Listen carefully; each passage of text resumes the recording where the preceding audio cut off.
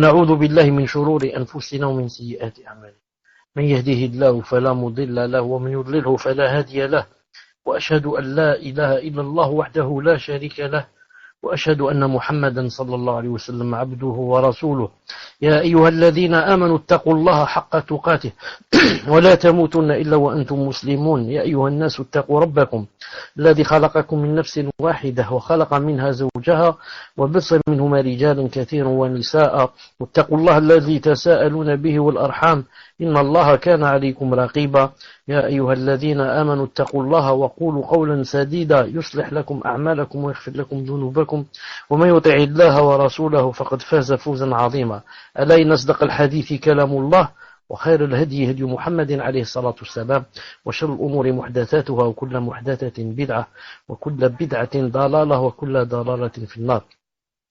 حياكم الله تعالى en cette soirée du samedi 19 Jumad al-Oula 1437 de l'Hégire correspondant au 27 février 2016 bi'idhnillahi ta'ala. Je voudrais vous demander par rapport au son, est-ce qu'il est bien ou bien vous l'entendez de loin? Bien est-ce que vous l'entendez de loin?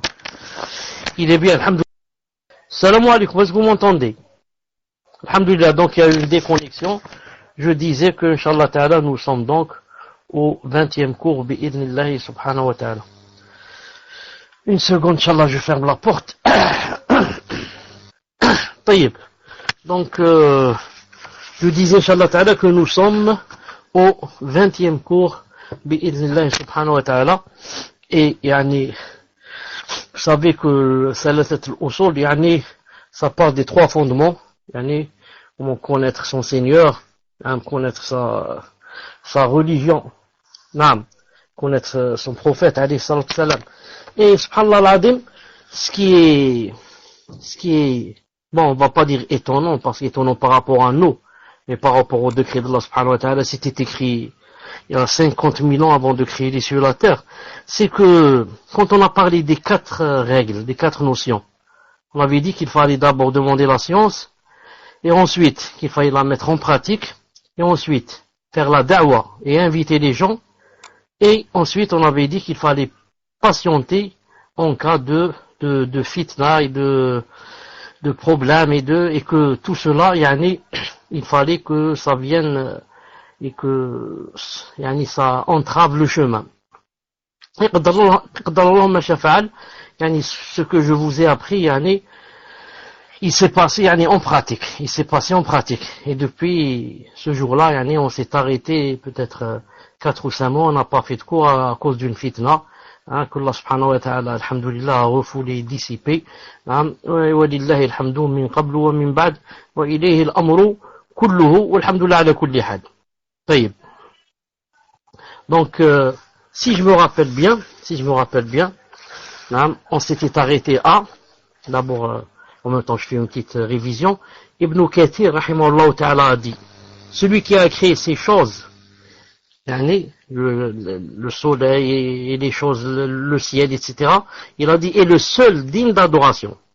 Quant aux différentes formes d'adoration, comme l'islam, la soumission, l'iman, la foi, l'ihsan, la bienfaisance, ainsi que l'invocation, dua, la peur, le khawf, l'espoir, al-raja, la confiance, al-tawakkul, le désir, al-raghba, l'effroi, al-rahba, l'humilité, al-khushu', la crainte, al-khashya, le retour vers Allah, al-inaba, la demande d'aide, l'isti'ana, la demande de protection, l'isti'adha, la demande de secours, l'istighatha, le sacrifice, al-dhabh, le sermon, ou là le vœu pieux, al-nadr, et autres formes d'adoration qu'Allah Azza wa Jal a ordonné d'accomplir, sont toutes pour Allah Azza wa Jal. Et il a commencé à donner les preuves de chacune, de ces choses que on vient de citer maintenant, comme Dua, al-Khawf, al-Raja, etc. Et on s'est arrêté, bi'idhnillahi ta'ala, on a donné les preuves de toutes ces choses, et aujourd'hui, Inch'Allah ta'ala, on va parler de la preuve concernant la demande de protection. La preuve de l'isti'ada. C'est-à-dire, on a donné les preuves de dua, de raja, de tawakkul, de khawf, de rahba, le khushu', le khashya, l'inaba, l'isti'ana, et aujourd'hui, on va parler, Inch'Allah ta'ala, de l'isti'adha et quelle est sa preuve. Et avant cela, je dis, est-ce que, ou je vous donne une minute peut-être, pour me dire, est-ce que vous êtes d'accord qu'on s'est arrêté là ou pas? Non, je vous donne quelques secondes pour envoyer aux admins ou là, si vous avez des choses. Non, moi je pense que c'est là qu'on doit commencer la preuve de l'isti'adha. La preuve concernant la demande de protection. Est-ce que vous êtes d'accord ou pas? Tfadlou. Alors, qu'est-ce que vous en dites? Quelqu'un m'a écrit pour me dire, on a déjà fait la protection. On a déjà fait la demande de protection. La preuve concernant la demande de secours. Fawzi. On est en train de parler de la demande de protection. Isti'adha. Donc, d'après vous, on commence à la preuve concernant la demande de secours. A été faite. Taïb. Donc, d'après vous, on commence où? La preuve concernant la demande de secours. Est-ce que vous êtes d'accord avec moi? La demande de secours, l'istighatha, demande de secours, alhamdulillah. Bismillah ar-Rahman ar-Rahim, wa salatu salam ala ashrafil mursalim. La preuve concernant la demande de secours se trouve dans la parole d'Allah. إِذْ تَسْتَغِيثُونَ رَبَّكُمْ فَاسْتَجَابَ لَكُمْ. Verset, sourate Al-Anfal, verset numéro 9. Quand vous imploriez le secours de votre Seigneur et qu'il vous exauça aussitôt. Quand vous imploriez le secours de votre Seigneur et qu'il vous exauça aussitôt. Donc voilà la preuve que c'est permis de demander secours. Et ici c'est clair, on a demandé secours d'Allah subhanahu wa ta'ala. Et on va voir les différentes sortes de la demande de secours, ce qui est permis, ce qui n'est pas permis, bi'idhnillahi ta'ala. Cheikh bin Uthaymin rahimahullah ta'ala dit, al-istighatha correspond à la demande de secours. En arabe on dit quoi? Al-istighatha. Le secours, c'est tirer un être de la difficulté ou le sauver de la mort. Il se divise en différentes catégories. C'est quoi la définition du secours? C'est tirer quelqu'un de la difficulté ou le sauver de la mort. Et il se divise en différentes catégories. La première, la demande de secours auprès d'Allah. La demande de secours auprès d'Allah. Il s'agit d'une des meilleures et plus parfaites actions. Et c'est d'ailleurs l'habitude des prophètes et de leurs adeptes. Donc ça c'est la meilleure des choses que le croyant puisse faire. C'est de demander secours à Allah subhanahu wa ta'ala en premier lieu. Demander secours à Allah azza wa jalla en premier lieu. Et c'est l'habitude des prophètes et de leurs adeptes. Contrairement aux alliés du shaitan, qui, s'ils commencent par demander secours, ils commencent à demander secours aux morts, ou bien aux anges, ou bien aux djinns, ou bien même au shaitan. Qu'Allah ta'ala nous préserve. Ou bien à un arbre, ou bien au soleil, ou bien à une montagne, lui demande secours. La preuve à ce sujet a été donnée par le cheikh. C'est-à-dire, lorsque Cheikh Mohammed bin Abdul Wahhab, rahimahullah, a cité le verset, quand vous imploriez le secours de votre Seigneur et qu'il vous exauça aussitôt. Et le verset a dit, je vais vous aider d'un millier d'anges, déferlant les uns à la suite des autres. Je vais vous aider d'un millier d'anges, déferlant les uns à la suite des autres. Allahu Akbar. Je dis Allahu Akbar. Allah Ta'ala, on implore ce secours et je vais vous aider d'un millier d'anges. De combien? D'un millier d'anges. Comme c'est dans Ghazwat Badr. D'un millier d'anges. Alors que un seul ange, pourrait tuer tout le monde. Pourrait tuer tous les gens qui sont sur la planète. Un seul. Parce que nous, on croit que les anges, c'est comme nous. C'est un être humain, un peu plus grand, un peu plus balèze, un peu plus costaud, un peu. Alors qu'il y a des anges qui, comme dans le hadith authentique, qui ils ont les pieds dans le plus profond de la terre, la septième terre, et la tête sous le trône courbé. Pourquoi? Il n'y a plus de place. Ils sont arrivés au maximum. Là, ils ne peuvent pas trouer le trône et monter. Il n'y a pas. Donc du plus bas au plus haut, ils prennent toute la place. Donc imaginez qu'Allah Ta'ala descende un seul, comme celui-là, un pois chiche, toute la terre. Peut-être les hommes sont invisibles pour lui tellement ils sont petits. Donc ici Allah Ta'ala il dit, je vais vous aider d'un millier d'anges. Allah subhanahu wa ta'ala a des soldats, qu'on ne connaît pas.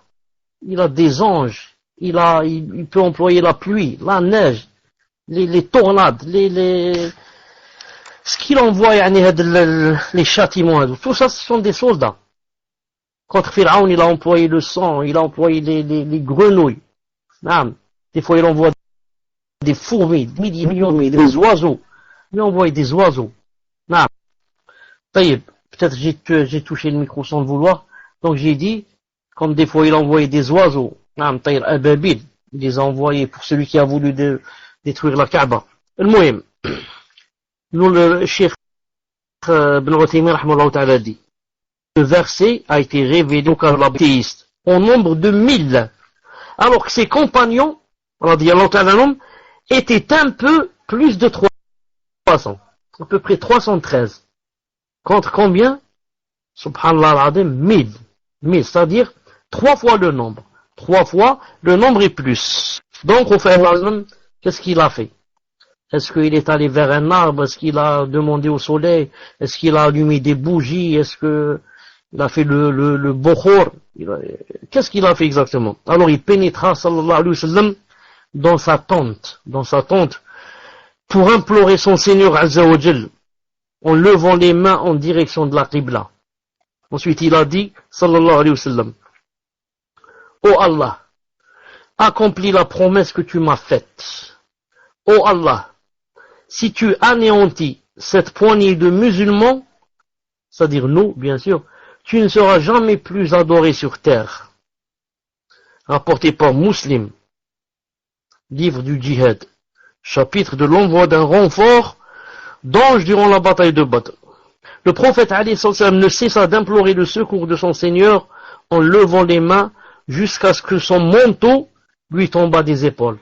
Alors Abu Bakr radiyallahu ta'ala anhu revêtit le prophète sallallahu alayhi wa sallam de son manteau, se posta derrière lui et lui dit, ô prophète d'Allah Azza wa Jal, ton imploration est suffisante, car Allah accomplira certes la promesse qu'il t'a faite.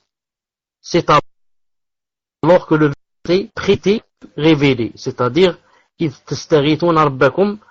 la fin du verset, quand vous imploriez le secours de votre Seigneur et qu'il vous exauça aussitôt.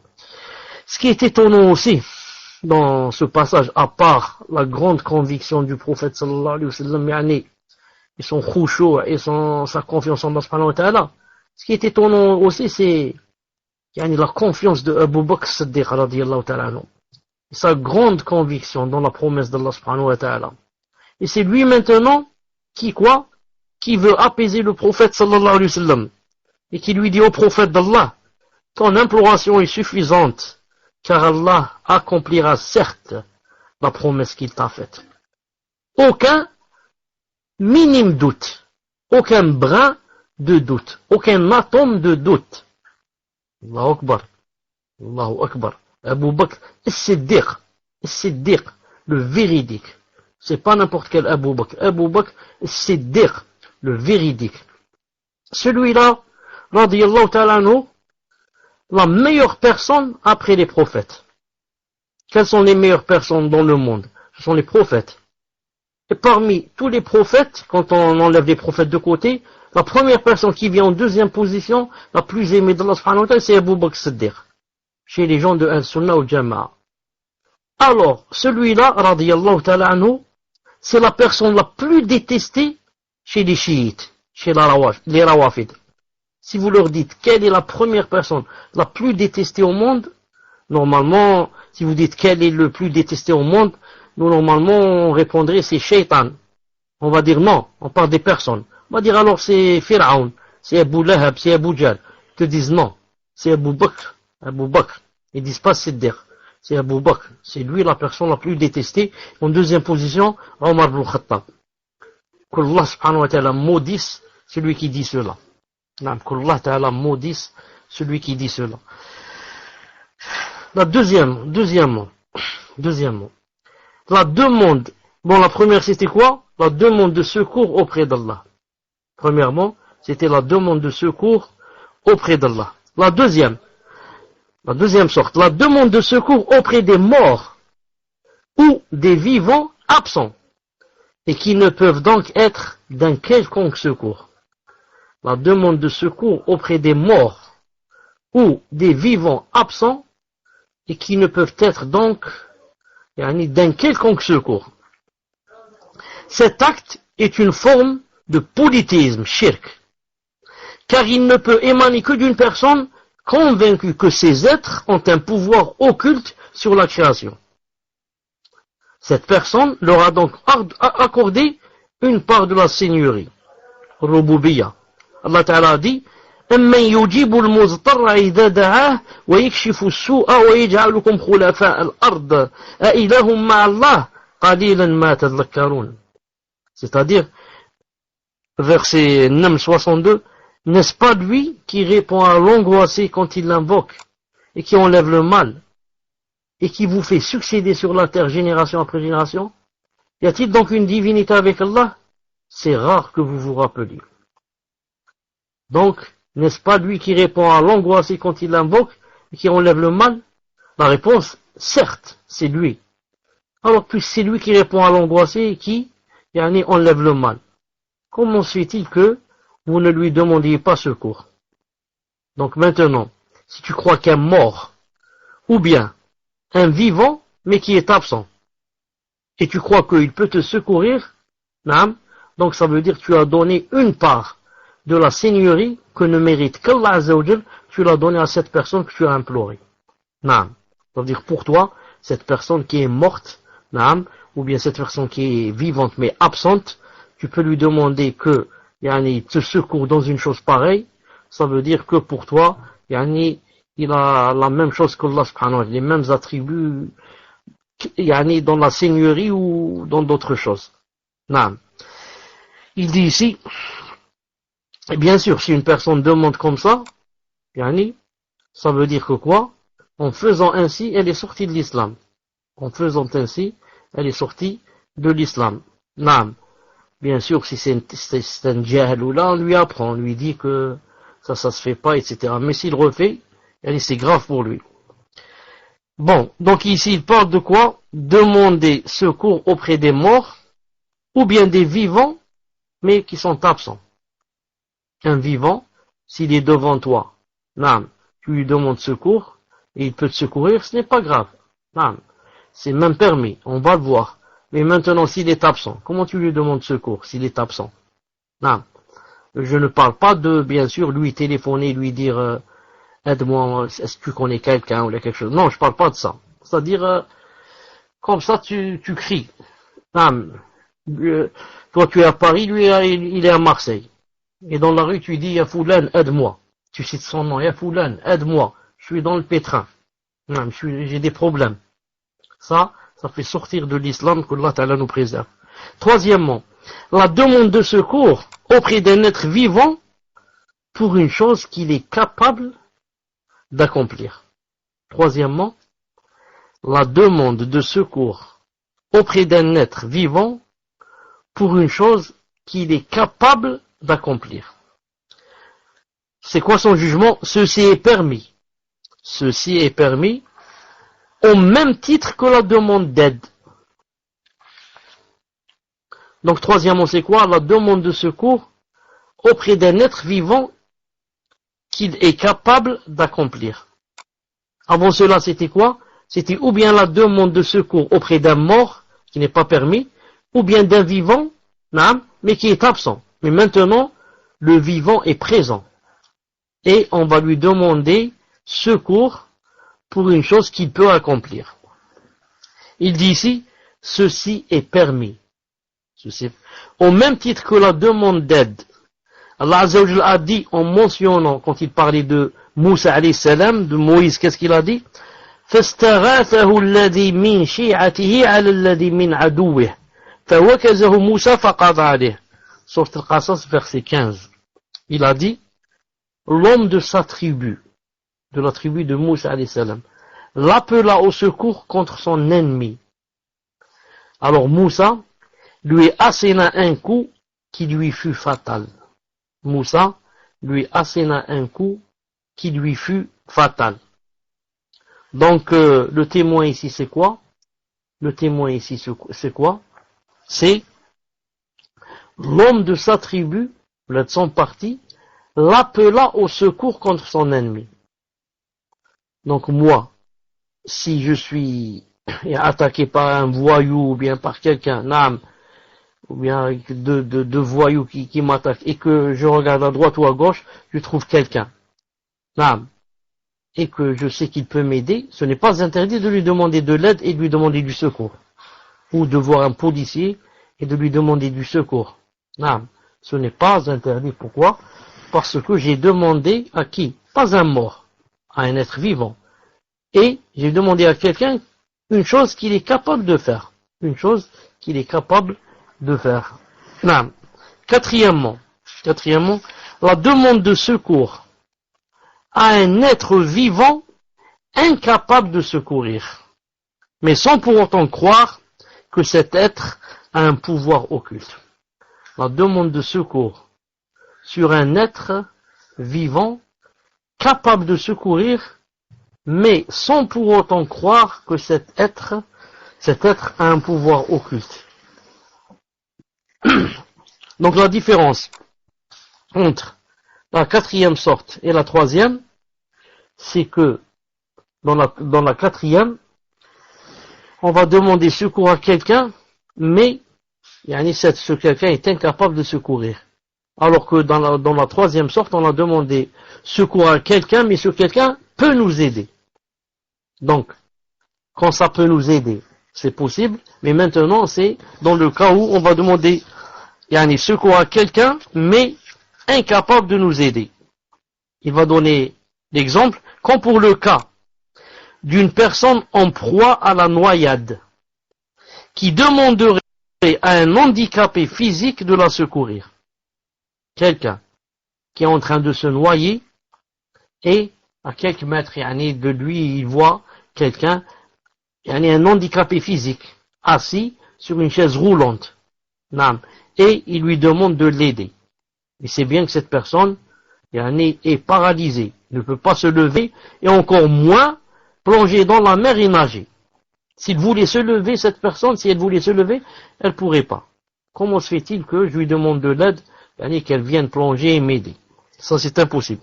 Donc ceci n'est qu'une futilité. Et c'est une façon de se moquer de la personne à qui l'on demande secours. C'est donc, voilà le jugement, c'est donc interdit pour cette raison. C'est pour cette raison que c'est interdit. Ça devient une moquerie. Et se moquer d'une personne n'est pas permis. Se moquer d'une personne n'est pas permis. Une autre raison serait la possibilité, une autre raison que ce n'est pas permis, c'est quoi? La possibilité qu'une tierce personne, en voyant le noyer demander secours à l'handicapé, pourrait penser que ce dernier a un pouvoir occulte lui permettant de tirer les gens de la difficulté. Donc quand on demande secours à un être vivant incapable de nous secourir, comme le cas d'une personne qui se noie et demande secours à un handicapé assis sur une chaise roulante, ce n'est pas permis pour deux raisons. La première, car c'est une moquerie, lui il peut pas, tout le monde sait qu'il peut pas aider, et la deuxième, c'est un peu plus grave, ça rentre dans la aqida, ça peut quoi? Ça peut faire penser aux gens que donc cette personne qui est assise sur la chaise roulante a peut-être un pouvoir occulte.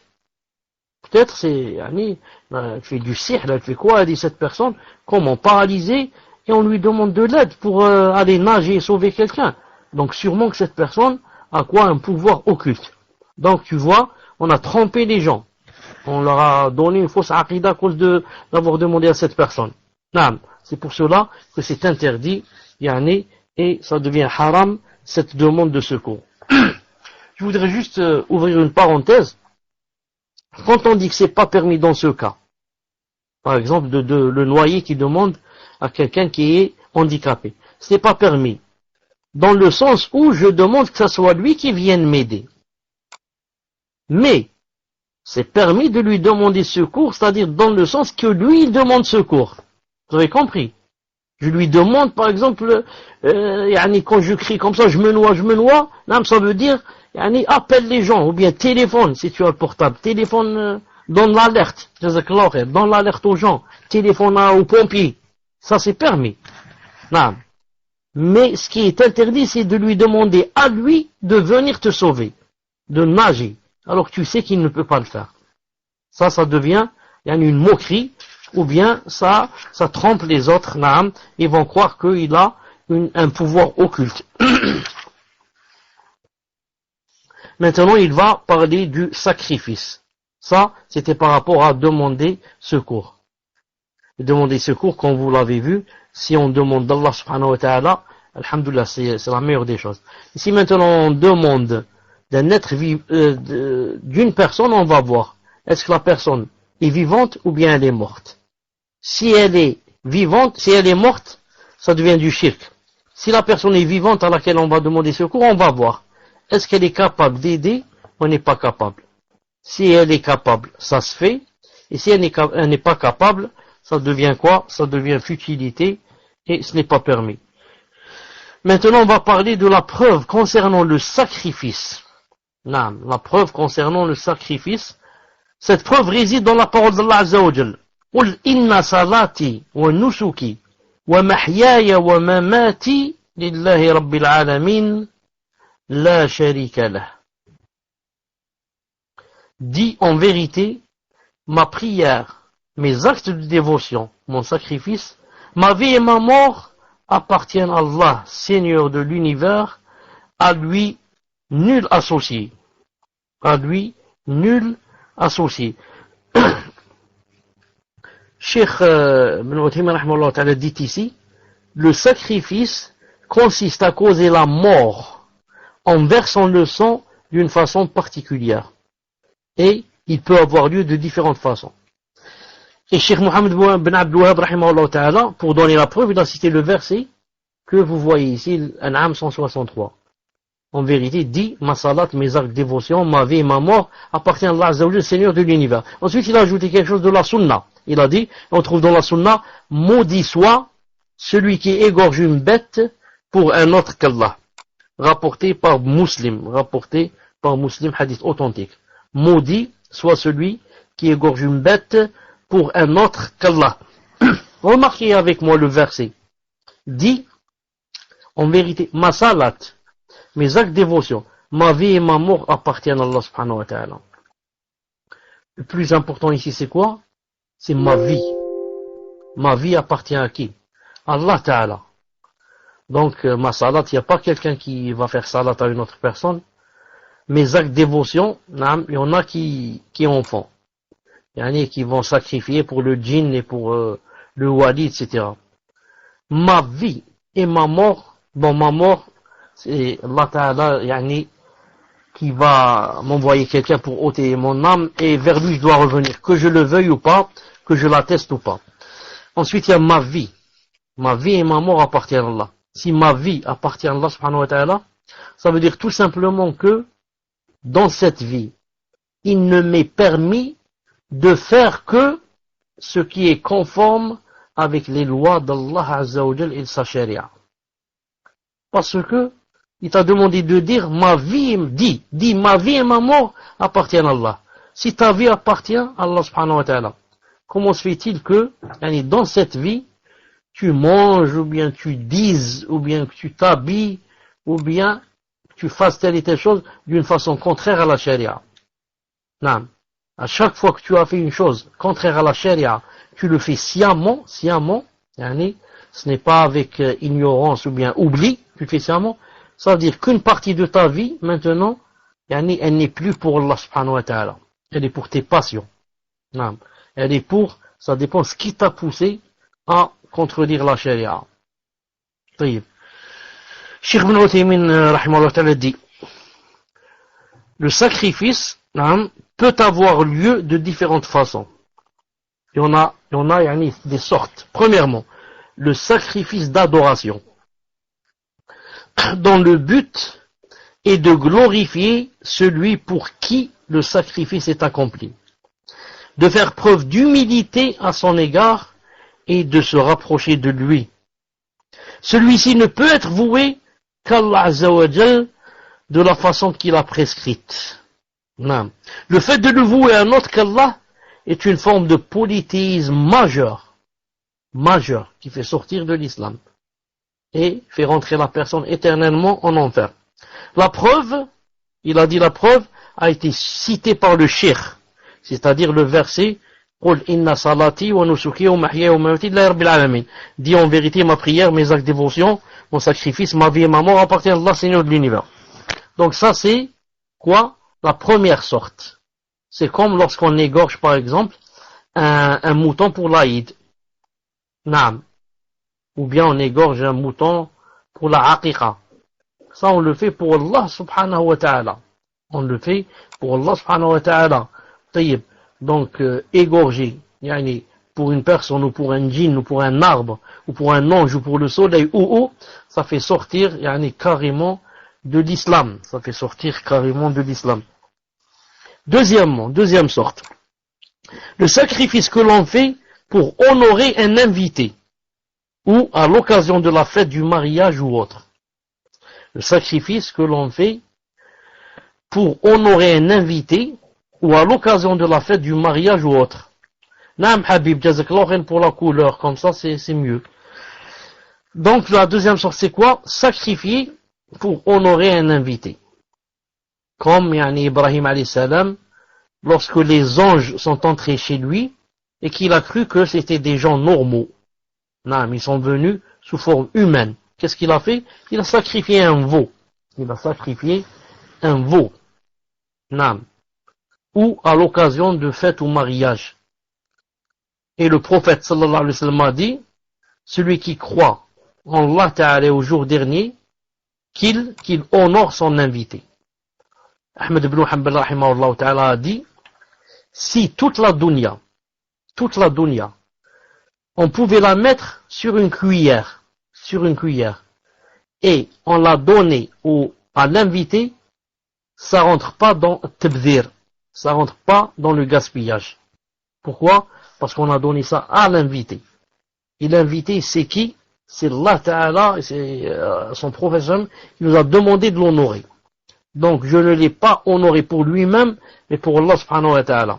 Quelle est la preuve que je l'honore pour lui-même, pour Allah subhanahu wa ta'ala ou bien pour lui-même? Quelle est la preuve? La preuve, c'est que je ne fais pas la différence quand je l'honore entre le riche et le pauvre. Entre celui que je connais et celui que je ne connais pas.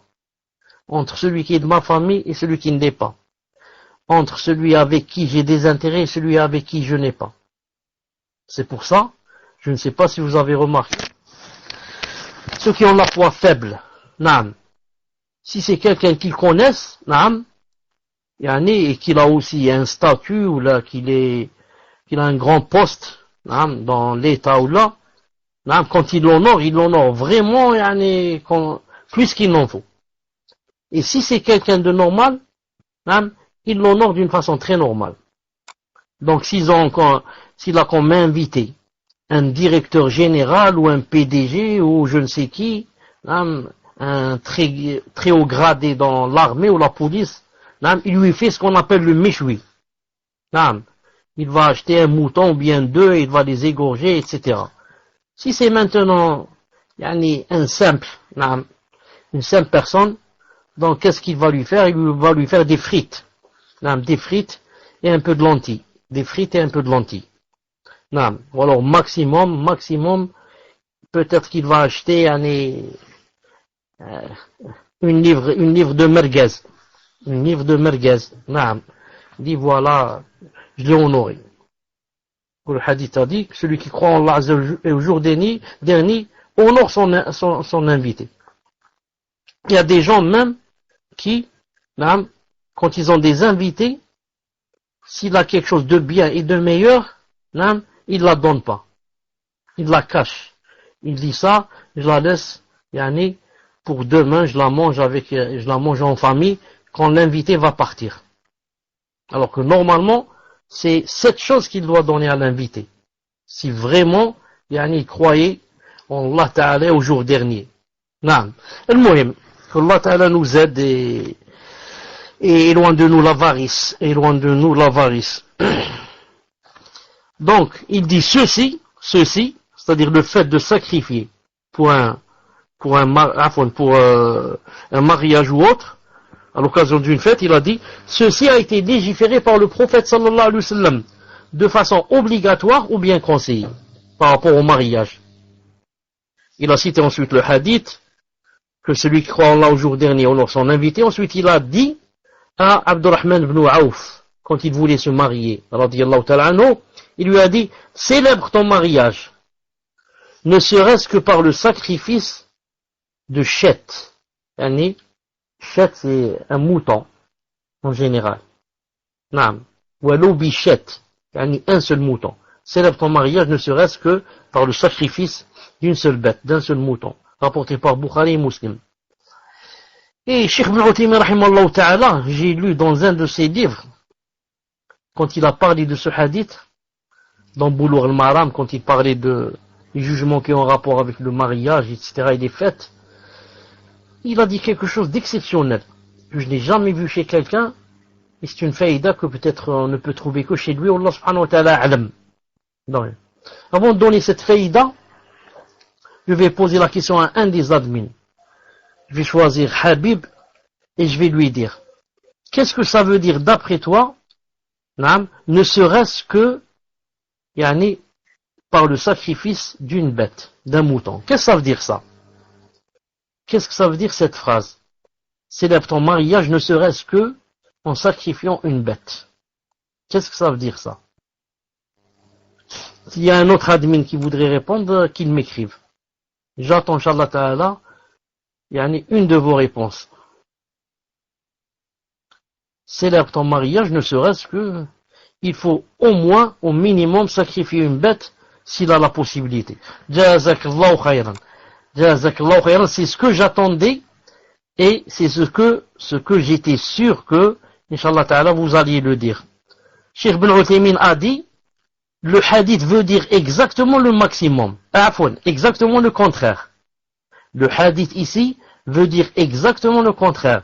Célèbre ton mariage, ne serait-ce même si tu dois, égorger une bête. C'est-à-dire, célèbre ton mariage, en faisant n'importe quoi. Au moins n'importe quoi. Maximum, égorge une bête. Même si tu dois arriver à égorger une bête. Est-ce que vous avez compris? Est-ce que vous avez compris la différence ou pas? Est-ce que vous avez compris la différence? Cheikh Ibn Uthaymin a dit, ce hadith ne parle pas du minimum. Il a dit, il parle du maximum. C'est-à-dire, même si tu dois égorger une bête. Voilà, c'est quoi? C'est-à-dire, ne trouve pas d'excuse. Avec n'importe quoi, tu peux faire célébrer ton mariage. Et lui-même, sallallahu alayhi wa sallam, des fois, il l'a fait, avec un peu de ce qu'on appelle comme de la purée. De la purée, un peu de miel, naam. Il a fait son mariage comme ça. Donc il lui a dit, célèbre ton mariage, c'est-à-dire ne trouve pas d'excuses, même si tu dois, même maximum, va égorger une bête, au maximum.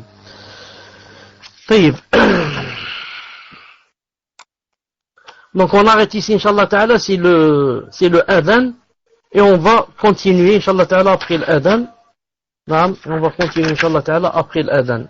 Assalamu alaikum wa rahmatullahi wa barakatuh. On va continuer après salat, pas après l'adhan. Bismillah ar-Rahman ar-Rahim, wa salatu wa salam ala ashrafil mursalin. Donc nous avons vu que les sortes de sacrifices, il y en avait trois. Le premier, la première sorte, le sacrifice d'adoration. Et que c'était permis, que ça se faisait seulement pour Allah Azza wa Jal. La deuxième sorte, le sacrifice que l'on fait pour honorer un invité. Naam. le sacrifice que l'on fait pour l'honneur, et que ceci a été légiféré par le prophète sallallahu alayhi wa sallam. Troisième sorte, le sacrifice que l'on fait pour tirer profit de la bête en tant que nourriture ou valeur commerciale ou autre. Naam. Il parle maintenant du sacrifice que l'on fait. Juste par exemple, on sacrifie une bête par exemple pour la manger. Naam. Ce n'est pas, on la sacrifie pour quelque chose qui a été demandé par Allah subhanahu wa ta'ala ou bien par le prophète sallam pour un mariage. C'est juste parce que ça fait longtemps que j'ai pas mangé de viande par exemple. Et je veux manger la viande et je veux faire profiter les enfants. Et comme ça, il a dit, alors pour la vendre. Je sacrifie, parce que je suis boucher, donc pour le vendre. Il dit, cela fait partie des choses permises. Cela fait partie des choses permises. En effet, à la base, ces choses sont permises, car Allah Ta'ala dit, أَوَلَمْ يَرَوْا أَنَّا خَلَقْنَا لَهُم مِّمَّا عَمِلَتْ أَيْدِينَا أَنْعَامًا فَهُمْ لَهَا مَالِكُونَ وَذَلَّلْنَاهَا لَهُمْ فَمِنْهَا رَكُوبُهُمْ وَمِنْهَا يَأْكُلُونَ. Donc c'est le verset, sourate Yasin 71-72, où Allah Ta'ala dit, à peu près, ne voit-il, traduction rapprochée, ne voit-il donc pas que parmi ce que nos mains ont fait, nous leur avons créé des bestiaux dont ils sont propriétaires, et nous les leur avons soumis, certains leur servent de monture et d'autres de nourriture. Le témoin c'est quoi? Certains leur servent de monture et d'autres de nourriture. Donc cela est permis, et il n'y a aucun doute, Inch'Allah Ta'ala, en cela. Une petite remarque, Cheikh Ibn Uthaymin rahimahullah ta'ala a dit dans un de ses livres, il a dit, quand c'est la première sorte, quand c'est l'adoration, qu'on veut faire pour Allah subhanahu wa ta'ala, comme par exemple pour l'Aïd, pour l'Aqiqa et pour là où on demande d'égorger, il a dit, il est sunnah, de quoi? Des conseillers avant d'égorger, de mettre l'animal, vers la Qibla, et d'égorger vers la Qibla. Il a dit, quand c'est par contre, juste pour la nourriture, comme dans le troisième cas, juste pour tirer profit de la bête et la manger, etc., il a dit, ce n'est pas obligé, de la diriger vers la Qibla. Mais dans n'importe quelle direction, tu peux égorger la bête, bi'idhnillahi subhanahu wa ta'ala. Donc il dit, pour la troisième sorte, ce sacrifice peut être obligatoire ou conseillé, il peut être interdit ou déconseillé, tout cela en fonction de l'utilisation qui en sera faite. Donc pour la troisième partie, pour le fait d'égorger un animal juste pour le manger, par exemple, pour le vendre, donc ce sacrifice, il peut être ou bien conseillé, ou peut-être des fois il est obligatoire, et des fois il est interdit, et des fois, donc ça dépend, c'est quoi la niya, pourquoi je veux égorger cet animal. Si je veux l'égorger pour manger moi et mes enfants, etc. Donc c'est halal. Si maintenant je veux l'égorger à cause il y a par exemple des invités, on va boire ensemble de l'alcool, etc. pour une fête mixte et d'alcool, etc. et je vais l'égorger, donc c'est haram, là dans ce cas de l'égorger. Parce que je vais l'utiliser à des fins qui ne sont pas légiférées. Donc cela dépend de la niya dans le troisième cas. Tout ça donc, Inch'Allah Ta'ala, c'était quoi? C'était le donc maintenant on passe à la dernière chose du premier fondement, c'est la preuve concernant le serment pieux, nadr. Maintenant il va parler du nadr, du serment pieux. Il dit, la preuve réside dans le verset Yufuna bin nadri wa yakhafuna yawman kana sharruhu mustatira. Ils accomplissent leurs vœux et ils redoutent un jour dont le mal s'étendra partout. Sourate Al-Insan, verset 7. Cheikh Ibn Uthaymin rahimahullah ta'ala dit, c'est-à-dire, voilà la preuve aussi du fait que le serment pieux fait partie de l'adoration. Il a dit, c'est la parole d'Allah, Yufuna bin nadri wa yakhafuna yawman kana sharruhu mustatira. Ils accomplissent leurs vœux, ils redoutent un jour dont le mal s'étendra partout. Cheikh Ibn Uthaymin rahimahullah ta'ala dit, l'utilisation de ce verset comme preuve dans ce contexte vient du fait qu'Allah Azza wa Jal a fait l'éloge de ces personnes, car elles ont été fidèles à leur serment. C'est donc une preuve que Allah subhanahu wa ta'ala aime cela. Or, tout acte aimé d'Allah est une adoration. De plus, la phrase « et il redoute un jour dont le mal s'étendra partout » vient appuyer cet argument. Et sache qu'Allah Azza wa Jal a loué ceux qui se tiennent au serment d'accomplir toutes les adorations qu'il a rendues obligatoires. En effet, lorsque l'être humain accomplit les adorations obligatoires, il respecte par là son serment. La preuve à ce sujet, c'est la parole d'Allah Azza wa Jal, ثم ليقضوا تفتهم وليوفوا نذورهم وليطوفوا بالبيت العتيق. Puis qu'ils mettent fin à leurs interdits, qu'ils nettoient leur corps, qu'ils remplissent leurs vœux et qu'ils tournent autour de l'antique maison. Sourate Al-Hajj, verset 29. Quant au serment, qui consiste à s'imposer une chose à faire ou une adoration non obligatoire, il est détestable. C'est détestable en règle générale. C'est détestable de faire un serment pieux. C'est détestable de faire un nadr. C'est détestable de dire par exemple, voilà, je vais jeûner 5 jours d'affilée, ou bien je vais surtout si ça se fait en contrepartie. Surtout celui qui dit si Allah Ta'ala me guérit, par exemple, je fais telle chose. Si j'ai mon bac, je vais, par exemple, donner telle somme d'argent, ou bien jeûner. Non, ça, ce n'est pas bien. Car le prophète, sallallahu alayhi wa sallam, il a même déclaré interdit. Il a dit, le serment n'apporte rien de bon.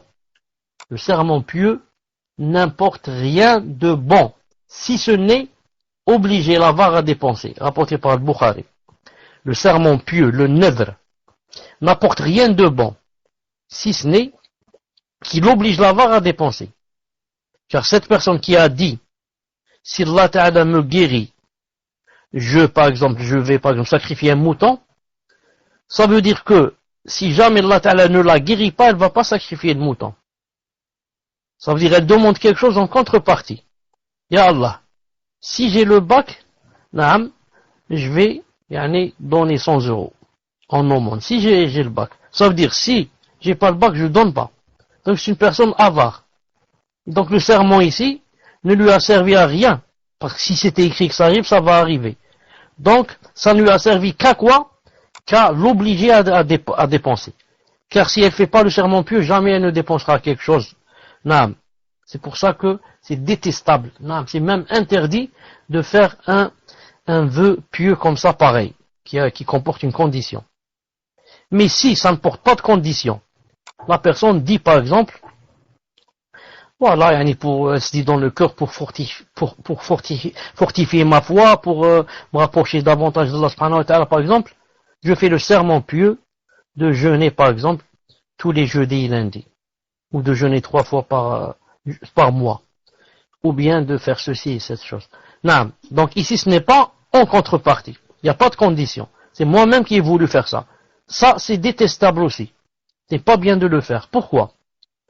Car, en faisant cela, tu ne peux pas revenir marche arrière. Tu ne peux pas revenir marche arrière. Sauf vraiment dans quoi? Sauf vraiment dans l'impossibilité, dans le cas il faut faire l'expiation de la kafara du billet.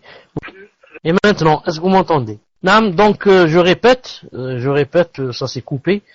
Si on fait le serment pieux, en général ce n'est pas bien. Et si ça contient une condition, si ceci, je fais cela, ça devient interdit. Et si ça ne contient pas de condition, la personne elle-même dit, je vais faire le serment pieux de jeûner 3 fois par semaine, pas 3 fois par mois par exemple, même comme ça c'est détestable. Pour 2 choses, car il est possible que tu ne puisses pas faire cela, et alors que tu l'as rendu obligatoire. Et la deuxième des choses, pourquoi c'est détestable? Car Allah Ta'ala ne l'a pas rendu obligatoire pour toi. Jeûner 3 jours par mois, est-ce que c'est obligatoire? C'est pas obligatoire. Mais toi maintenant tu as rendu une chose qui était simplement conseillée ou permise, tu l'as rendue obligatoire. Donc maintenant tu t'es mis un fardeau sur ton dos.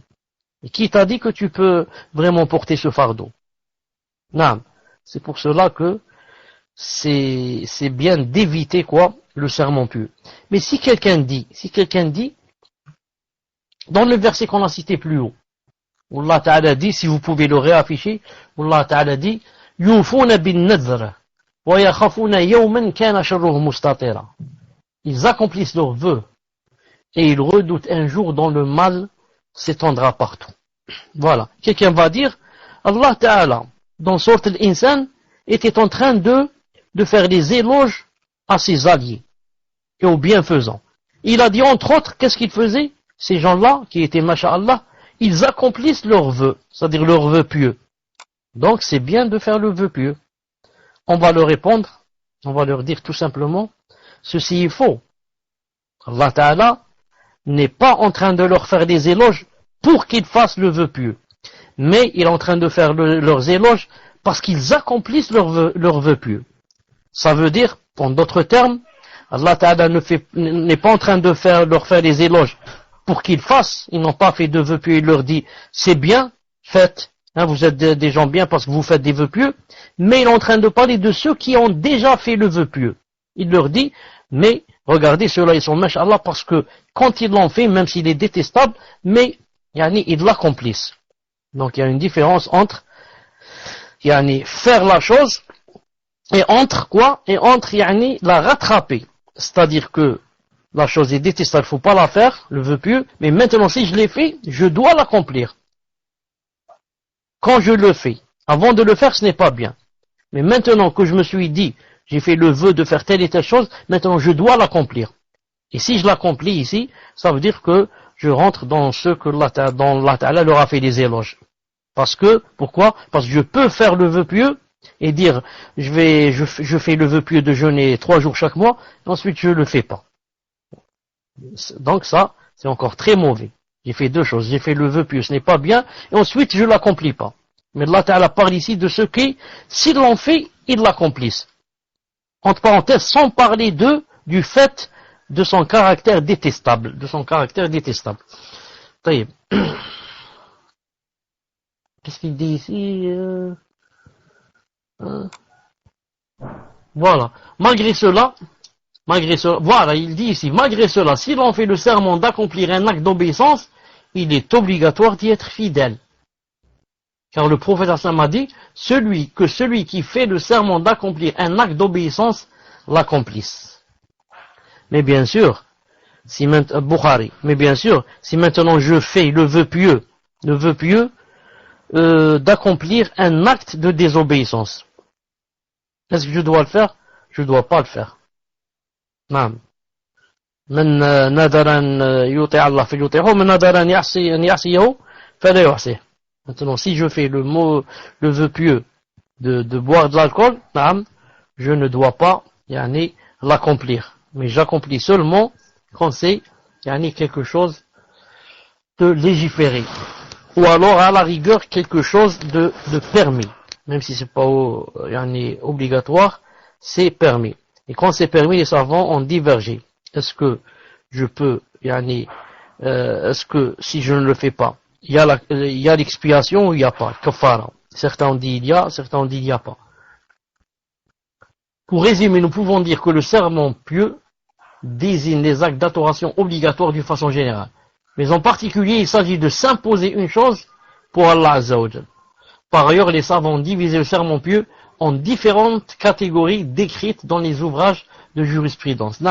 Certains en font même 5 sortes, 4 ou 5 sortes, qui rentrent dans le vœu pieux. Ce qui est haram, ce qui est détestable, ce qui est permis, ce qui est makruh et ce qui est obligatoire.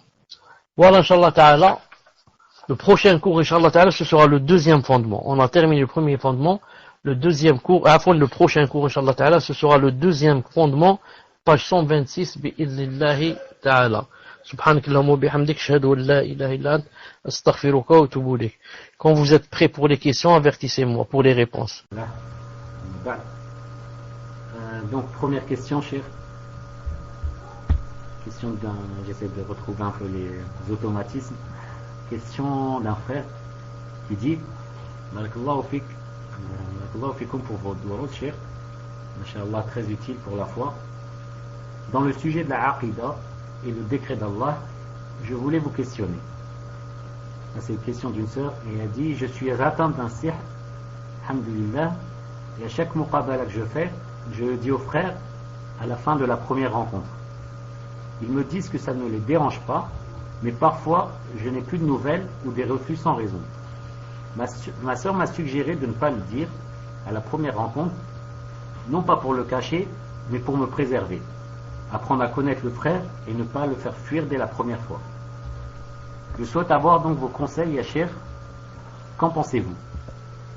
Vaut-il mieux que je le dise à un moment donné, mais y a-t-il un moment plus opportun qu'un autre?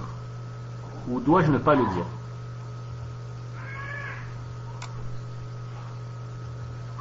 On me dit que ce n'est pas une question en rapport avec le cours. Je ne sais pas, moi, on m'a envoyé cette question, donc est-ce que c'est en rapport avec le cours ou pas? Je continue de la lire, comme ça vous me direz si ça fait partie du cours.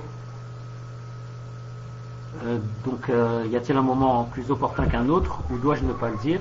Cela fait-il partie des choses à cacher au conjoint? Je fais confiance à Allah, alhamdulillah. Je sais qu'il a déjà tout écrit, mais j'essaye juste de me mettre à la place du frère qui ne me connaît pas et qui peut prendre peur ou avoir des waswas. Barakallahu fikum, Cheikh. Naam. On avait bien fait des repères, naam, pour ils ont des critères pour les choix des questions. Naam. On avait dit que ça devait avoir relation avec le cours, sinon ça devait avoir rapport avec la aqida ou bien la salat. Ensuite, je voudrais dire à Ibn Mohammed, si c'est possible, de monter le son du micro. On entend vraiment de loin. Ou alors, de lire avec une voix plus haute. Donc, puisque la question a été posée, donc on va la lire, Inch'Allah Ta'ala. Ma question concerne la aqidah et le décret d'Allah. La personne a dit que ça concernait la aqidah. Je suis atteint de sihr. Alhamdulillah kulli hal. À chaque muqabala que je fais, je le dis aux frères à la fin de la première rencontre. Ils me disent ça ne les dérange pas. Une sœur, ils me disent que ça ne dérange pas. Parfois je n'ai plus de nouvelles de sans raison. Ma sœur m'a suggéré de ne pas le dire à la première rencontre, non pas pour le cacher, mais pour me préserver. Pour apprendre à connaître le frère et à ne pas le fuir dès la première fois. Non, c'est possible pour se préserver, non, de voir d'abord s'il y a comment on dit, s'il y a un consentement. S'il y a un consentement, on passe donc à la deuxième étape. Voilà ce que j'ai, maintenant c'est à lui de choisir s'il continue ou s'il arrête. Non. Ça peut être une idée, comme ça, pour pas que toute personne qui ne va pas revenir sache que j'ai ce sihr. Wallahu azza wa jal a'lam. Tfaddal. Essayez, Cheikh, et vous me direz si c'est mieux, parce qu'Allahu a'lam, c'est le problème du PC. Et avec le Mac, je ne peux pas venir sur Deluxe. Donc, question d'une sœur qui dit, question sur la salat. Cheikh, concernant la personne qui souffre d'incontinence au niveau des gaz, doit-elle refaire ses ablutions pour effectuer ses rawatib et qiyam al-layl, tout en sachant que la personne attend bien que l'heure de la salat soit entrée pour faire ses ablutions et prier ses prières obligatoires? Donc, concernant la personne qui souffre d'incontinence au niveau des gaz, doit-elle refaire ses ablutions pour effectuer ses rawatib et qiyam al-layl, tout en sachant que la personne attend bien que l'heure de la salat soit entrée pour faire ses ablutions et prier ses prières obligatoires? Barakallahu fikum, Cheikh. Alhamdulillah. Donc j'avais des difficultés à prendre le micro. Question sur la salat. Concernant la personne qui souffre d'incontinence au niveau des gaz, doit-elle refaire ses ablutions pour effectuer ses rawatib et qiyam layl, tout en sachant que la personne attend bien que l'heure de la salat soit entrée pour faire ses ablutions et prier ses prières obligatoires? Donc la personne demande, est-ce que la personne qui souffre d'incontinence au niveau des gaz doit-elle refaire ses ablutions pour effectuer ses rawatib et qiyam layl, tout en sachant que la personne attend bien que l'heure de la salat soit entrée? Je dis, Allahu azza wa jal alam, quand une personne souffre d'incontinence, ça se divise en deux. Ou bien, ce sont des incontinences continues, ou bien des incontinences qui ont des moments précis, ensuite s'arrêtent. Si c'est le deuxième cas, je sais que après certains moments, il n'y aura plus d'incontinence. Qu'est-ce que je fais? Donc j'attends le moment et la période où je sais qu'il n'y a pas d'incontinence pour prier. Si maintenant je suis atteint d'incontinence continue, qui ne s'arrête jamais, et à tout le temps j'ai des gaz ou bien je perds de l'urine, dans ce cas, j'attends le moment de la salate qui soit entrée, je fais des ablutions la première fois, ensuite je prie, même si pendant la prière, je perds mes ablutions. Et je ne recommence pas, bi'idnillahi ta'ala. Tfaddal. Question suivante, d'un frère qui dit qu'Allah vous récompense par le bien pour les efforts que vous fournissez. J'aimerais savoir quelles sont les différences et les points communs entre un musulman, musulman, un croyant, mu'min, et celui qui atteint le degré de l'ihsan, le muhsin. Barakallahu fikum, cher. Troisième question. Qu'Allah vous récompense par le bien pour les efforts que vous fournissez. Demande Allah subhanahu wa ta'ala qu'il nous donne l'ikhlas, et que ça soit pour son visage. J'aimerais savoir quelles sont les différences et les points communs entre un musulman, un croyant, et celui qui a atteint le degré de l'ihsan. Quelles sont les différences et les points communs entre un musulman et un croyant et celui qui a atteint le degré de l'ihsan. Ce qu'il faut savoir, c'est que plus on monte du bas vers le haut, plus le degré est plus haut. On a d'abord le musulman, ensuite on a le croyant, et ensuite on a le bienfaisant, le muhsin. Donc, on peut être musulman sans être croyant. Et on peut être croyant sans être bienfaisant. Tout croyant est un musulman. Tout bienfaisant est un croyant. Et en même temps un musulman. Donc, si je commence par le haut, tout bienfaisant, il est aussi croyant et il est musulman. Et tout croyant, il est musulman. Et pas le contraire. Je peux être musulman sans être croyant, sans être bienfaisant. Pourquoi? C'est pour ça que Jibril alayhi salam, il a posé ces trois questions. C'est quoi le musulman? Ensuite, plus haut, c'est quoi le croyant? Ensuite, plus haut, c'est quoi le bienfaisant? Le musulman en général, si on va le comparer aux deux autres, le musulman, c'est celui qui fait les 5 piliers, fait la salat, etc. Et le croyant, ça a maintenant rapport avec le cœur. Il a des choses dans le cœur, comme le tawakkul, comme l'ibana, comme le fait de revenir vers Allah, comme le repentir, tout ce qui a rapport avec le cœur. Par rapport à musulman, c'est surtout rapport avec les actes. Les croyants, surtout rapport avec le cœur. Ensuite, le bienfaisant, c'est celui qui a atteint le plus haut degré. C'est comme s'il adorait Allah Ta'ala, c'est comme s'il le voyait. C'est comme s'il le voyait. Wallahu Ta'ala a'lam. Barakallahu fikum, cher. Question suivante d'une sœur qui dit qu'Allah nous accorde sa miséricorde ainsi que la science bénéfique et pardonne à tous les musulmans et croyants. Depuis bébé, j'éduque mon enfant à ce qu'il ne pense qu'à Allah et que son amour pour Allah soit ancré dans son cœur. Sauf qu'un jour, en mangeant de la viande, je ne me suis pas préparé à ce genre de questions concernant mon enfant. Il me demanda si Allah a une maison et s'il mange de la viande. J'avoue que j'ai eu un blanc et je ne savais plus quoi dire. Pourriez-vous m'aider et me faire nasiha pour que je puisse bien lui expliquer qu'Allah n'est pas un homme? J'ai l'impression d'avoir raté quelque chose, je me remets entièrement en question. Je lui parle tout le temps d'Allah, mais j'ai l'impression que mon enfant a mal compris. Il a 5 ans. Qu'Allah vous récompense et nous guide. Alhamdulillah. Et maintenant, vous m'entendez, et de près aussi, hein? N'est-ce pas? Taïb, on va voir c'est quoi cette question. Qu'Allah nous accorde sa miséricorde ainsi que sa science bénéfique et pardonne à tous les musulmans et croyants. Depuis bébé, j'éduque mon enfant à ce qu'il ne pense qu'à Allah et que son amour pour Allah soit ancré dans son cœur. Sauf qu'un jour, en mangeant de la viande, je ne me suis pas préparé à ce genre de questions concernant mon enfant. Il me demanda si Allah a une maison et s'il mange de la viande. J'avoue que j'ai eu un blanc et que je ne savais plus quoi dire. Pourriez-vous m'aider, me faire nasiha pour que je puisse bien lui expliquer qu'Allah n'est pas un homme? J'ai l'impression d'avoir raté quelque chose, je me remets entièrement en question. Je lui parle tout le temps d'Allah, j'ai l'impression que mon enfant a mal compris, il a 5 ans, qu'Allah vous récompense.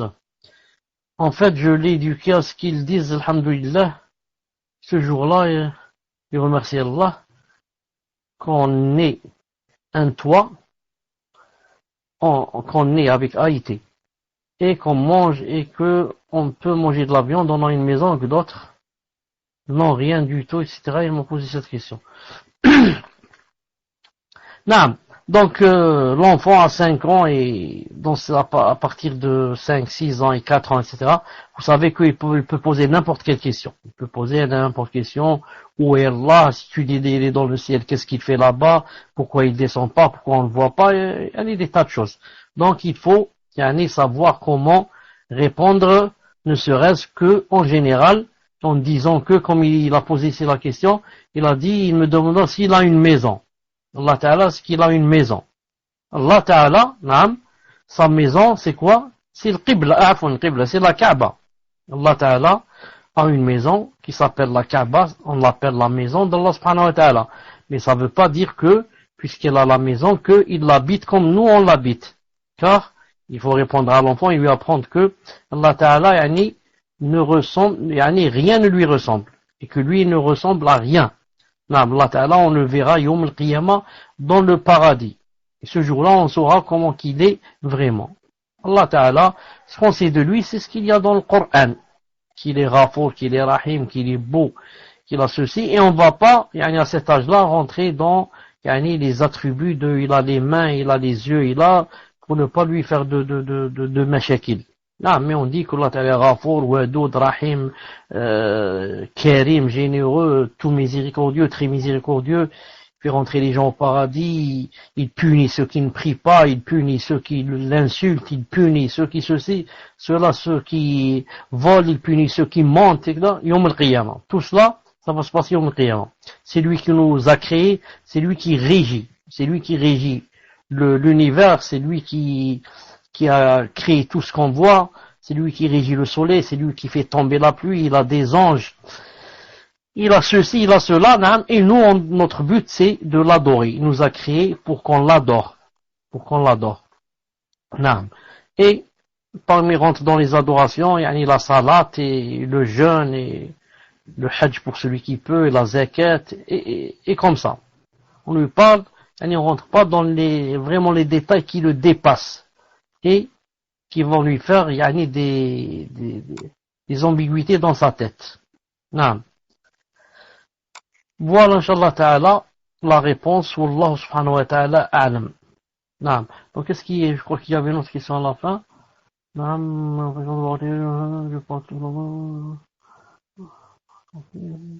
Non.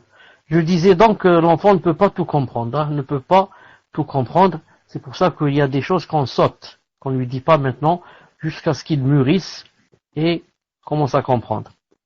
Car l'enfant va s'imaginer des choses, s'imaginer qu'Allah subhanahu wa ta'ala, c'est comme un homme et quelqu'un de très grand et quelqu'un de très fort, etc.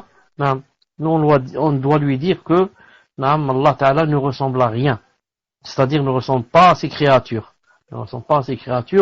Et Yom al-Qiyamah, quand on sera au paradis, on verra comment qu'il est, subhanahu wa ta'ala, avec toute sa beauté et ses attributs qui lui conviennent, bi'idhnillahi ta'ala. Fadlal. Barakallahu fikum, cher. 5e question d'une sœur qui dit: Sanallah ilaykum, cher.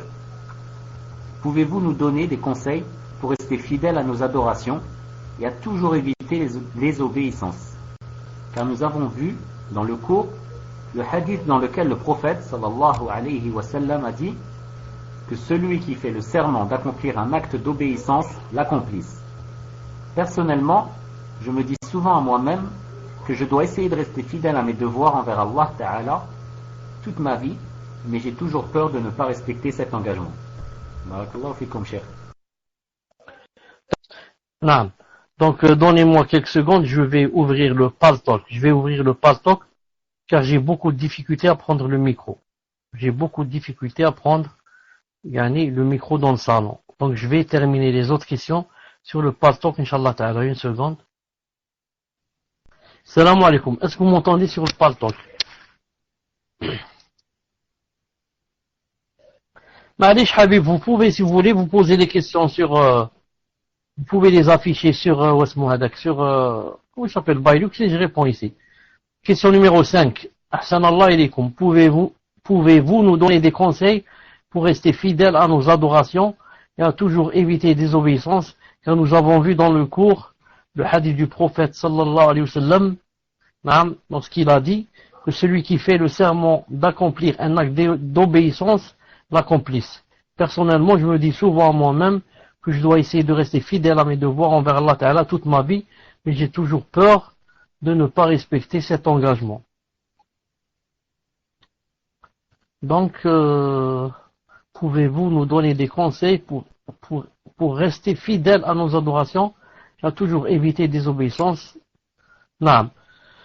Pas personne, bien sûr, doit mettre dans son cœur, naam, que elle ne vit que pour adorer Allah subhanahu wa ta'ala.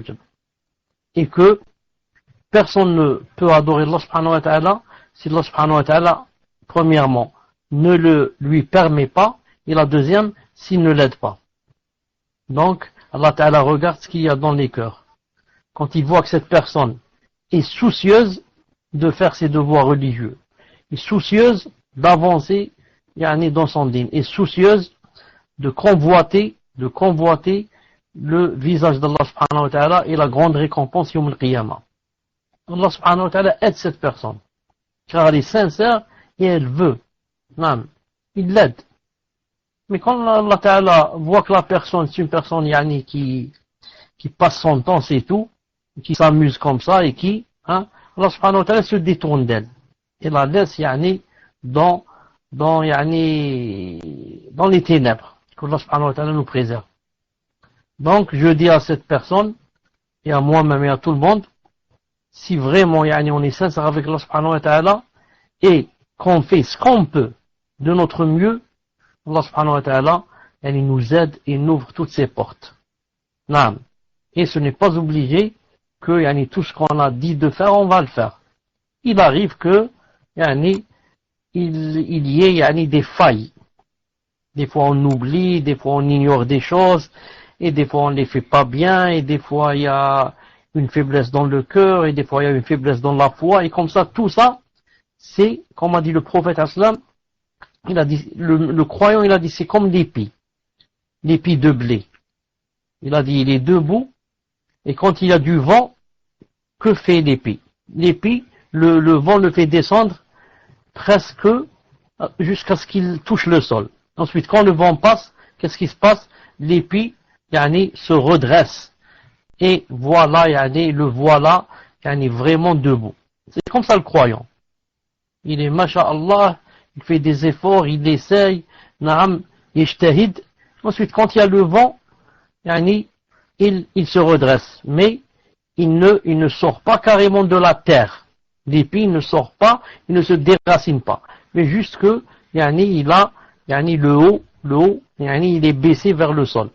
Ensuite, quand les fitna, les malheurs et la faiblesse passent, alhamdoulilah, il relève la tête et il est là, masha'Allah, en train de faire des efforts, bi'idnillahi ta'ala. Que Allah subhanahu wa ta'ala nous aide. Tfadal pour l'autre question, la suivante, inshallah ta'ala. Barakallahu fikum cher, donc je vais prendre le relais, puisque je vois que Saïd n'est pas rentré dans le salon. Donc, sixième question d'un frère. Cher, confirmez-moi que vous m'entendez bien. Sixième question d'un frère. Cher, dans un ancien cours, nous avons parlé de la sincérité. Est-ce que deux personnes faisant la même action, exemple, donner l'aumône, peuvent faire preuve d'un niveau de sincérité différent? Si oui, cela implique-t-il qu'il y a des degrés dans la sincérité? Barakallahu fikum. Tfadal ya Cheikh.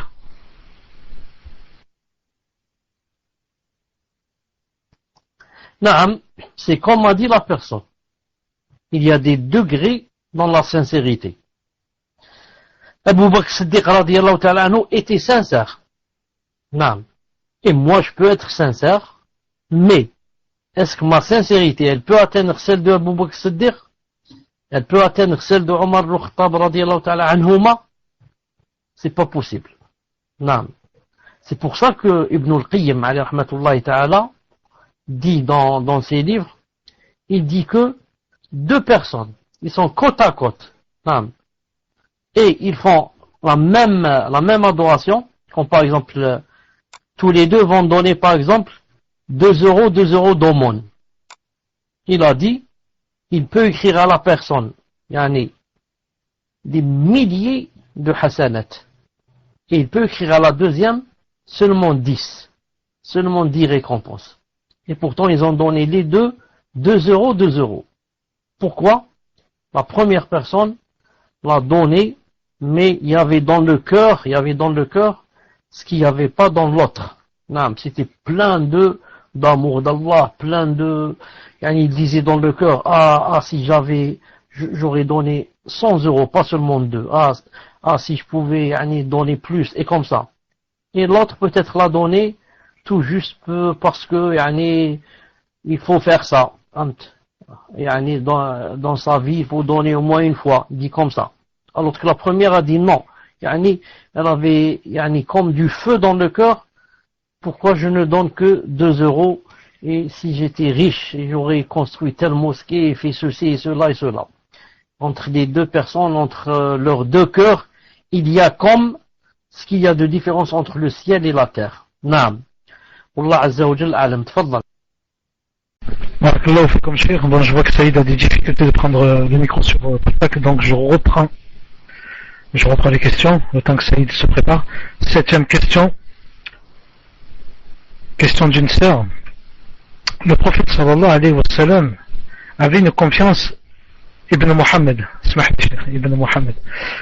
le prophète Muhammad sallallahu alayhi wa sallam avait une confiance inébranlable au secours d'Allah. Mais à notre niveau, avec tous les péchés qu'on accumule, lorsque je suis en détresse, je doute que je mérite l'assistance d'Allah, bien que je ne doute pas de son omnipotence. Est-ce un mal de penser cela? Barakallahu fikum. Tafadhal ya Cheikh. Des fois, la personne, quand elle se trouve dans le besoin, dans la détresse, etc., et commence à faire des invocations à Allah subhanahu wa ta'ala, des fois elle-même, celle qui est en train de faire des doigts, c'est que, par exemple, elle fait des choses que Allah subhanahu wa ta'ala n'aime pas, et qu'elle est dans la faute, et que maintenant, elle est dans la gêne en faisant des doigts, car elle sait qu'elle se sent même un peu hypocrite. Elle se dit, naam, Allah ta'ala me demande de faire des choses obligatoires, je ne les fais pas, certaines, Allah ta'ala me demande de m'éloigner de certaines choses, moi je ne m'éloigne pas, et maintenant, je suis en train de faire des doigts, etc. Naam. Alors elle reconnaît que, subhanallah al-azim, elle est dans les fautes, c'est pour ça que la personne des fois ressent comme ça de la gêne, et se dit, naam, je ne sais pas si Allah ta'ala va m'exaucer, dans le sens que même s'il ne m'exauce pas, je reconnais que je suis fautif. Non. C'est pour cela que la personne doit faire des efforts, comme j'ai dit tout à l'heure, pour faire ce qu'elle peut au maximum. Comme ça, quand elle fait des doigts, par exemple, elle les fait tout en ayant un cœur apaisé. Même si ce n'est pas interdit, pour la personne qui fait des péchés, etc., ce n'est pas interdit de demander à Allah subhanahu wa ta'ala. Allah subhanahu wa ta'ala, Iblis, le shaitan, lui a demandé une chose, lui a dit, Anzirni la yawmi yub'athun, donnez-moi, il a demandé à Allah subhanahu wa ta'ala de lui donner, du temps, de le laisser vivant jusqu'au jour, de la résurrection. Et Allah ta'ala lui a exaucé. Donc si Allah ta'ala a exaucé à Iblis, moi, qui suis croyant et qui fais seulement quelques péchés, Allah ta'ala, j'ai plus de faveur, que, il m'exauce, comparé au shaitan. Donc la personne ne doit jamais désespérer quand elle fait des doigts, mais elle doit, se réformer, comme ça quand elle fait des doigts, inshallah ta'ala, elle les fait avec un cœur apaisé, bi'idhnillahi ta'ala. Tfaddal. Naam, Mohamed a vu qu'il ne prend pas le mic, pour éviter de vous faire attendre, je pose la prochaine question. 8e question, question d'une sœur. Hafizakumullah ya Cheikh, qu'Allah vous rétribue en bien ainsi que les admins.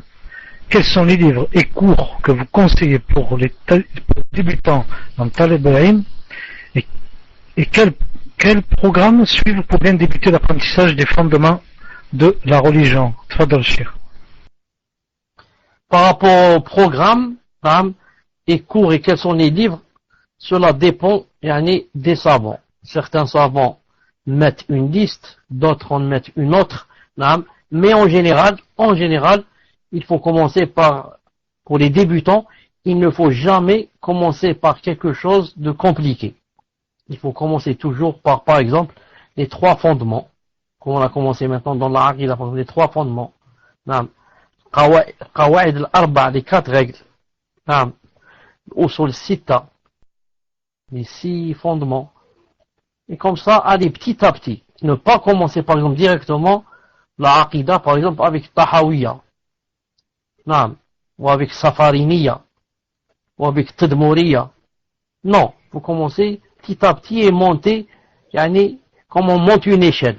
Une échelle, on peut pas aller directement en haut. On commence par la première marche, la deuxième, et comme ça. Et la même chose dans le fiqh.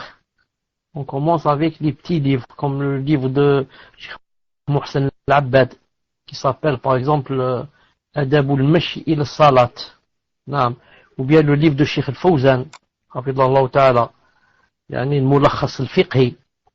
Il est simple et il donne bi'idnillah subhanahu wa ta'ala des dalils. C'est comme ça, Inch'Allah ta'ala, et vous pouvez voir, je crois que sur mon site, il y a une liste, je crois, de Cheikh Ibn Uthaymin, rahimahullah ta'ala, par rapport au livre, que Talib al-Ilm doit choisir, Wallah subhanahu wa ta'ala a'lam. Tfadlal. Barakallahu Cheikh. 9e question. Une question d'un frère ou d'une sœur. Hafizakumullah Cheikh. Si l'on fait un vœu pieux, cela devient donc une obligation envers Allah. Et si on ne respecte pas ce vœu, pouvons-nous donc à Allah, ou le vœu en question reste tout de même une obligation pour nous? Barakallahu fikum de votre réponse, Cheikh. Tfadal, Cheikh. Par rapport au vœu pieux, quand quelqu'un fait le vœu pieux d'adorer Allah subhanahu wa ta'ala, de faire une adoration, il doit la faire bi'idhnillah subhanahu wa ta'ala. Il doit faire tous les efforts pour faire le vœu pieux. Si maintenant, il ne peut pas le faire, il doit passer à la kafara, l'expiation, qui consiste à quoi? À nourrir 10 pauvres, ou bien les habiller, ou bien à affranchir l'autre. Bien sûr, maintenant il n'y a pas l'affranchissement. Donc il passe à quoi? À nourrir, ou bien habiller les pauvres. Donc, maintenant, s'il ne peut pas, il doit passer à quoi? À jeûner 3 jours bi'idhnillah subhanahu wa ta'ala. Non. Mais dans tous les cas, il doit faire des efforts pour faire et accomplir le vœu pieux. Et s'il ne peut pas, qu'est-ce qu'il fait? Il doit, comme j'ai dit, jeûner, faire nourrir 10 pauvres, ou bien les habiller, ou bien jeûner 3 jours bi'idhnillah ta'ala. Mais attendez une seconde, je vais vous lire bi'idhnillah ta'ala les différentes sortes de vœux pieux. Une seconde, Inch'Allah ta'ala. Salam alaikum. Est-ce que vous m'entendez? Abdulillah. Je ne l'ai pas porté de main. Non. Je dois faire donc un peu d'effort pour le trouver, mais je dis en général, quand quelqu'un fait le vœu pieux de faire une adoration, qu'est-ce qu'il fait? Je dis, il doit la faire. S'il ne peut pas, il passe à l'expiation qui est de nourrir 10 pauvres, sinon il doit jeûner 3 jours, ça c'est quand l'obligation, quand l'adoration, c'est une adoration, quand c'est une adoration. Mais maintenant, quand c'est par exemple quelque chose de haram, par exemple, il dit je fais le vœu pieux, par exemple, de boire de l'alcool, ou de fumer la cigarette. Ça, il n'a pas le droit de faire cette chose. Mais par contre, il doit faire la kafara. Il doit faire la kafara, c'est-à-dire l'expiation. Parce qu'il a fait un nadr, un serment pieux, dans une chose qui est interdite. Donc, il doit faire deux choses. Premièrement, ne pas la faire, cette chose, et deuxièmement, faire l'expiation, qui est nourrir 10 pauvres, ou bien, s'il ne peut pas, jeûner 3 jours, bi'idhnillahi ta'ala. Et cela fait un bon bout de temps, j'avais parlé que Cheikh Ibn Uthaymin avait autorisé il avait dit que c'était permis de marier le fasiq, le pervers, de le faire marier. Et donc Cheikh Ibn Uthaymin, quoi il avait dit que pour ne pas rester dans le célibat.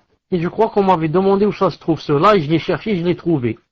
Maintenant, si la personne, par exemple, qui avait demandé ça, si elle est là, je peux lui faire sortir le fichier et lui dire. Sinon, ce sera pour le prochain cours, Inch'Allah Ta'ala. Tfadal. C'est quoi la 9e question ou bien la dernière? Je crois que c'est la dernière. Question d'une sœur. Assalamu alaikum wa rahmatullah. Question de Aqida. Un frère dit que quand Allah dit As-Sama, le ciel, dans le Coran, c'est l'attribut al-Ulul, et que ça ne concerne pas les cieux qui sont la création d'Allah. Par contre, je n'arrive pas à faire le lien avec le verset d'Allah qui dit Was-sama wa ma banaha. Pouvez-vous m'éclaircir, cher, s'il vous plaît? Cher, je vous affiche là. C'est pas la peine d'afficher la question, j'ai compris ce qu'il veut dire. J'ai compris ce qu'il a voulu dire. Naam. Un frère m'a dit que quand Allah Ta'ala dit Sama, le ciel dans le Coran, c'est l'attribut de l'Ulu, et que ça ne concerne pas les cieux qui sont la création d'Allah. Par contre, je n'arrive pas à faire le lien avec le verset où Allah Ta'ala dit Sama wa ma banha. Pouvez-vous m'éclairer, cher, s'il vous plaît? Naam. Ce frère qui a dit ça s'est trompé. Naam. Et a généralisé. Il a dit qu'à chaque fois qu'il y a le mot ciel dans le Coran, ça veut dire qu'il parle du ulu, de l'élévation d'Allah subhanahu wa ta'ala, et qui ne parle pas du ciel, que Allah ta'ala a créé. Or ça c'est faux. Non. Par contre, ce qu'il fallait dire, c'est que quand on parle de ciel dans les hadiths ou bien les versets où il y a l'attribut de l'élévation. Non. Quand on dit par exemple le prophète sallam, dans la question qu'il a posée à la bergère. Il lui a dit, où est Allah? Elle a dit, dans le ciel. Ça veut dire qu'il est vers le haut. L'élévation. Ça ne veut pas dire qu'il est dans le ciel, cerné par les cieux ou par un ciel. Il est à l'intérieur du ciel. Non. Où est Allah? Il est dans le ciel. Ça veut dire vers le haut. Non. Ça, c'est vrai. Et comme ça disent les savants. Mais par contre, quand Allah dit, As-Sama'a wa ma banaha, ou bien il dit, est-ce qu'il ne voit pas les cieux, etc. Non. Là, il n'est pas en train de parler de lui. Il est en train de parler de ses créatures, de ce qu'il a créé.